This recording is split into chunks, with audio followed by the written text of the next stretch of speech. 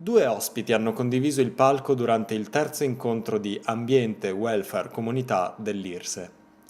Oltre al professor Francesco Marangon, è intervenuto Michele Leon, direttore marketing di Cantine Rauscedo e sindaco di San Giorgio della Richimbelda, sul tema della sostenibilità nell'industria agroalimentare in regione. Che cosa è cambiato nella filiera vitivinicola friulana negli ultimi anni? Beh, sicuramente il Friuli è protagonista assoluto nei vini bianchi a livello mondiale. È cambiato molto, nel senso che c'è stata un'innovazione che guarda a delle produzioni di qualità, allo stesso tempo guarda all'innovazione.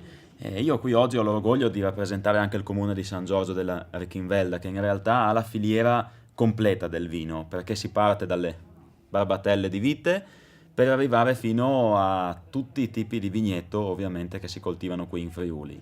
La grande novità qual è stata? È stata quella della compartecipazione, della collaborazione tra i vivai cooperativi Rauscedo, l'Università di Udine, l'Istituto di Genomica Applicata e tutta una serie di partner che hanno sostenuto questa ricerca per ottenere delle nuove varietà di vite resistenti alle principali malattie della vite, ovvero peronospora e oidio.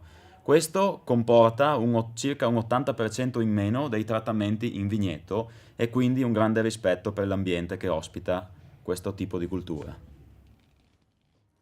Anche in Friuli sta aumentando l'attenzione sul tema della sostenibilità.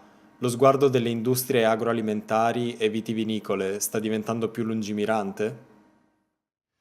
Assolutamente sì, c'è una grande attenzione da parte del mercato locale, ma forse più in particolare del mercato estero, proprio al concetto di sostenibilità ambientale. Ci siamo resi conto che dobbiamo guardare con molta attenzione l'ambiente che ci ospita ed è proprio per questo che noi come Cantina Rauscedo, che comunque rappresentiamo oltre 450 soci e 1600 ettari a vigneto, abbiamo affiancato ai nostri soci dei tecnici, degli uomini di campagna, agronomi, che li consigliano su tutte le scelte importanti in vigneto. Da quest'anno abbiamo inserito un'ulteriore tecnica che è la confusione sessuale e quindi andiamo a distribuire dei feromoni sulle piante che confondono ovviamente i maschi e quindi mettono in difficoltà appunto la tignola e la tignoletta.